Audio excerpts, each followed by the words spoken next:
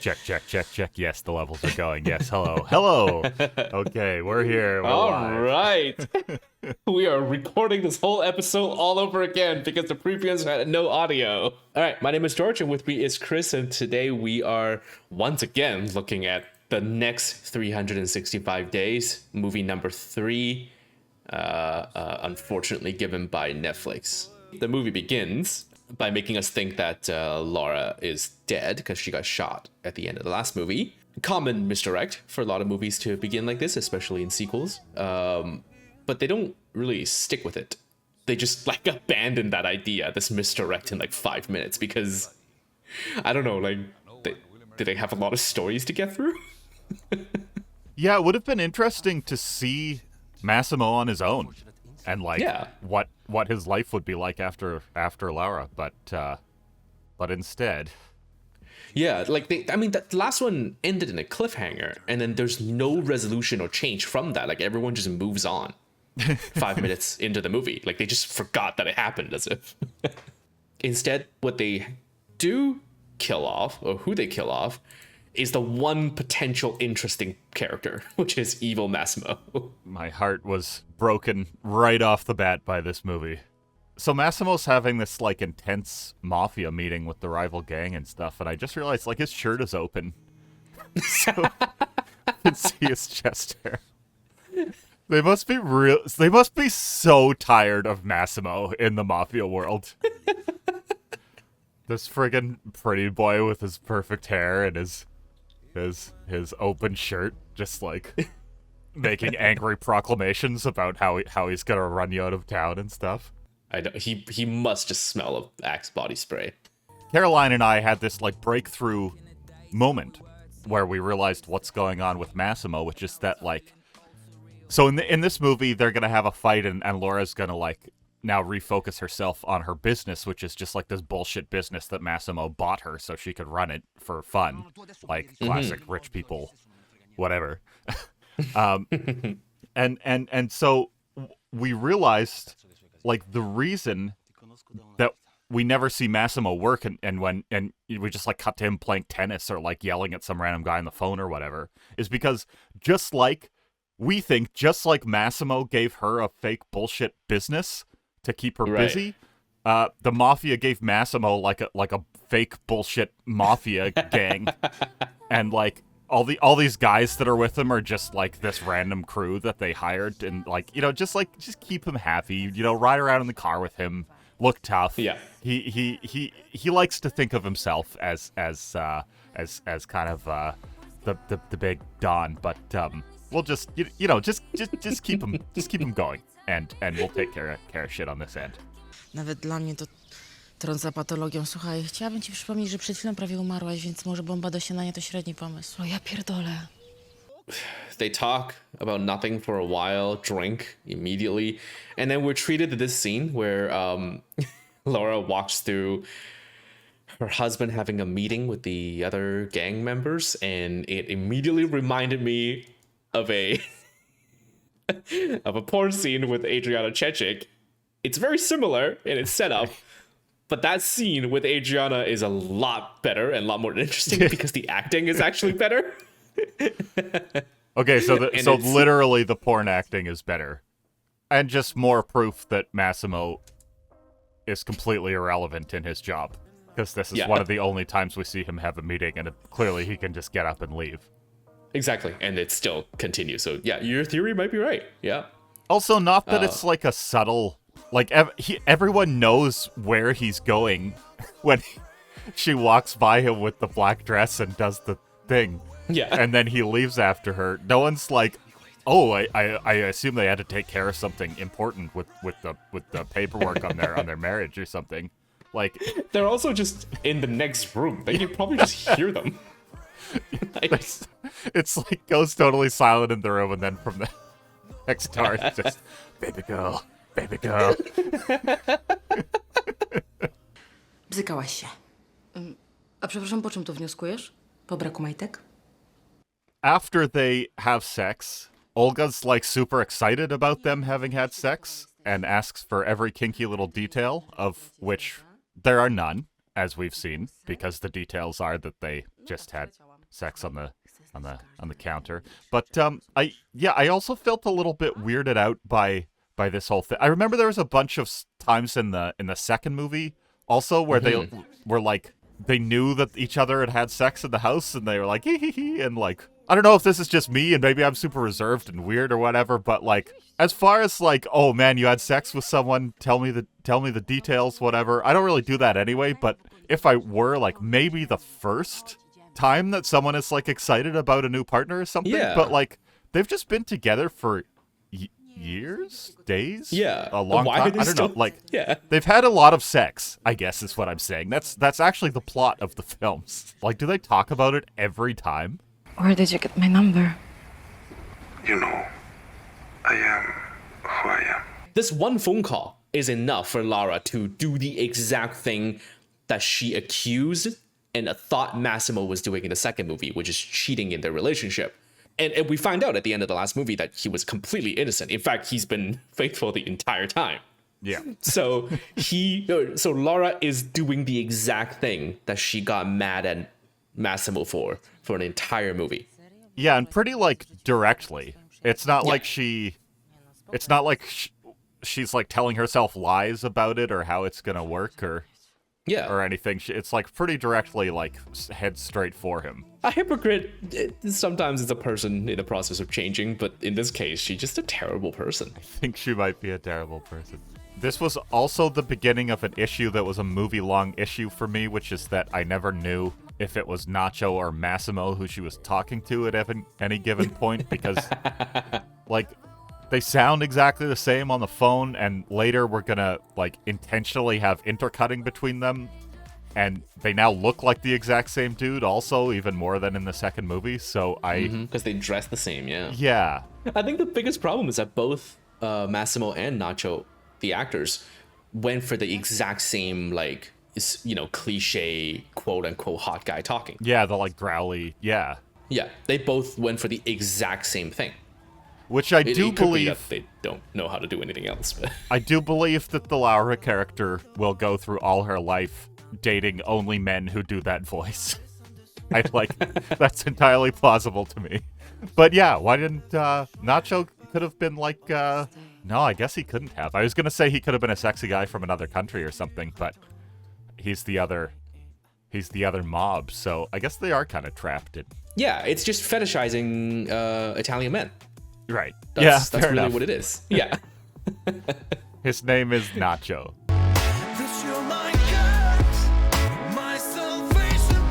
Caroline took a little time to browse the internet while we watched this movie. She happened across a like summary of what the books are like. In the second book, Laura doesn't like run away with kindly Nacho, who like is the like, I'll let you choose whatever you want and I'll just help you along and we can hang out at my beach house or whatever. The end of the second book, Nacho just like kidnaps her.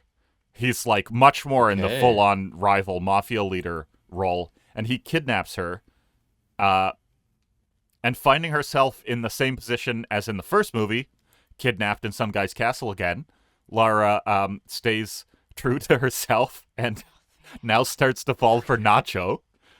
So this lady really has a problem. But anyway, the third book that would become this movie starts with Massimo deciding to keep Laura alive and letting go of the child because only one of them could be saved.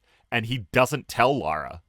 So she just thinks that, like, as a result of the shootout in the church or whatever, she lost her child. And she's now, grieving terribly. Massimo's trying to cheer her up, and he gets her a dog named Prada. Massimo, at some point, and this is just how the summary puts it, becomes a drug addict. I'm not sure where that came from. I assume he's starting to realize what a terrible choice of life partner he has made. As he becomes a drug addict and has all these problems, that drives Laura towards Nacho. She leaves Massimo. She starts living with Nacho. Massimo is understandably upset. And Laura receives a package from Massimo, and the package contains her dead dog. Laura gets jealous now of Massimo's new woman, even though she's living with Nacho. And she's like, why did you kill my dog? And Massimo's like, no, I didn't kill the dog. Nacho's been telling you lies. She believes him. She goes back to Massimo's place. But then she realizes that he lied. He did ship her dead dog, Prada. And now he's got her trapped again in the castle. And then she runs away again to Nacho. And they flee Italy. They get married. And she gets pregnant with Nacho's child. All of that happens in book 3. In the movie... not.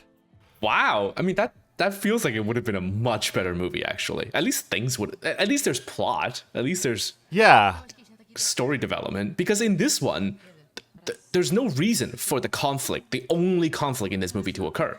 Because she's like a 30-something-year-old woman with zero self-control. Yeah. And all it is that they're having sex again. And she's thinking about someone else. She's thinking about Nacho. Massimo doesn't know that, and then that's it. That's literally sufficient enough in this movie to prolong a conflict where they just don't talk to each other and then spend 50 minutes of the movie drinking and partying. Yeah, and Massimo does so much coke that he becomes Kokomo. Oh, and that reminds me, if you like this video and you want to hear the entire uncut 90-minute long podcast version, go check out our Patreon. Links is down below in the description. Anyways, she's fantasizing about Nacho while, her husband's going down on her. That's fine, that happens. But as soon as she hears her husband's voice, she immediately stops being aroused. And that is enough for them to basically just never have sex again for the rest of the movie. Yeah, this just wrecks his confidence. Yeah, she spends the next few days jerking off in the shower. They can't even look each other in the eye. They have breakfast. Their hands accidentally touch and they recoil from each other. Can she just never have a day off? Yeah, right. What happens if she's just not feeling it that time? Because all of that has gone by the wayside, she now rededicates herself to her career. Maybe we can describe it that way. Which means she goes to the shop, and they're obviously surprised to see her here because she obviously has never done anything at this company she runs. There's a scene in a little bit where she says something and everyone stands around and applauds for her, and Caroline was like, she makes them do that. My theory is that the reason it's shown this way with her quote-unquote career as a fashion designer, as a clothing designer, is that this is the equivalent of a teenager who, how they talk about, if I have a camera, I would be an amazing photographer. Yeah. And they skip all the intermediate steps of lighting, of learning how to work a camera, learning how to frame things. They just think that if I can point and shoot, I will be an amazing photographer. Right? So this is the equivalent of that, where somebody goes, I like clothes. I think about it all the time. And I can kind of doodle. I must be a really, really good fashion designer. Right. And then they skip all the things in between, all the hard work that leads up to it, and then just go straight to people clapping at them. Friends, don't do it. This is how you end up with an extremely expensive camera sitting dusty on your shelf. No, ja ci powiem, że jest grubo. Lara's garbage company has won, has been invited to be part of a fashion show that clearly they don't care about because they don't do any work the entire time they're here. And we get an actual Nacho joke where Lara's like, Nacho, and Olga's like, which nachos? So they acknowledge that his name is a cheese-based dish. And Laura at this point has concluded that there's no way to fix her marriage. Keeping in mind, she has not spoken to Massimo since the Cunnilingus incident. If you look at the way that they behave at every location they go to, including standing on top of the bar and dancing while there's still people around waiting for their drinks, everyone at every location would just be dying for them to leave. You are again right now watching, these are women who are on an important work trip. That's like a big swing for Lara's business. If this is the same night, this is like 3 a.m. That's why there's no one here and everyone's trying to sleep. Yeah, this is exactly the voices that we've all heard when we're woken up out of a nice sleep in the middle of the night.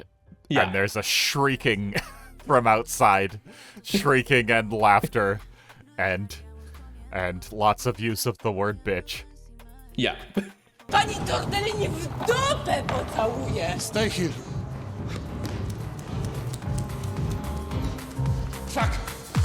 Where in her dream of a three-way, the two male leads, I mean, like, really go for it with each other. Really, it's not like a kiss. They started doing the like colored lights over it and stuff, and I was like, oh, they're just gonna kiss for a second and it's gonna go out. But that's tongue in mouth. Whatever the reasons are that this scene exists in this movie, I did think it was very neat. I think it's still pretty unusual to see something like the two masculine, manly man leads of an erotic thriller, like sensually kiss another man. I think that's pretty unusual in movies still, and I thought it was very cool. You know, we've talked a lot about how these movies have like no imagination and they're in a little bubble and they don't push any boundaries or anything, but I thought this was I was surprised that this particular boundary was pushed on a little bit. I was pleasantly surprised. In this moment, they talk about apple pie, and it's translated as apple pie in the subtitles. But what they're actually talking about is szarlotka. They're saying szarlotka. And that apple pie is like a very underwhelming description of this amazing Polish and Russian, but Polish for me, dish. I didn't really understand it back then, but now I do. If you really love something, just let it go. She finally talks to her husband. She also made her husband like drive out of the way to go to a beach to have a talk. Yeah, right. Yeah. Meet me at the rock outcropping on 3rd Beach. Can we meet at the house? No. And then the movie just abruptly ends. Yeah, that's the end of the movie. There's no conclusion. No start, no finish. To the only conflict and drama in the entire movie. There's no conclusion to it. There isn't even a side plot. He turns around and drops the final cliffhanger lines, and you're just like, you're in for it for the next movie, because he says, Are you back, baby girl? Counting all the days. I want her dream sequence to be the actual plot, where Massimo and Nacho just straight up becomes lovers. Because they realize how terrible of a human she is. Well, clearly I'm on board. Yeah, and like, you know, she accuses Massimo of cheating when he didn't, and then without talking to him, she just like runs off with another guy, and then spends this whole movie doing the actual thing that she accuses him of, so on and so forth, and strings both of them along. So it would be great if the two male leads just becomes lovers and swears off women forever because of Lara, and then have the movie end with her at her first boyfriend of the first movie at the door, begging to be taken back, only to find that when he opens the door, both Massimo and Nacho are inside. And the three of them are now having an open relationship with each other, all based around their dismay and dislike of this terrible, terrible woman. That is a tale of karmic retribution. Okay, she gets back from Portugal, and she like walks into the bedroom, and Massimo's there, and there's like sex smell and sweat all over, and lube and whatever, and she's like, "What the hell were you doing in here?" And he's like, "That's Nacho business."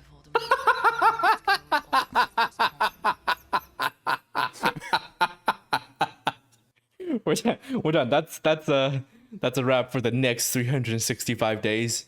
Hopefully there is no more, but we know there is because it ends on the cliffhanger. But until that happens, we are coming back next week to do something completely different, but possibly equally as bad. And that is Max Payne, starring Marky Mark. I am excited at least someone's gonna get shot in this one. At least he's gonna, I assume, I friggin' hope. Or so you think. He's gonna jump sideways with two guns in slow motion, right? That's it for us this week. Remember to like and subscribe, and we will see you all next week with Max Payne.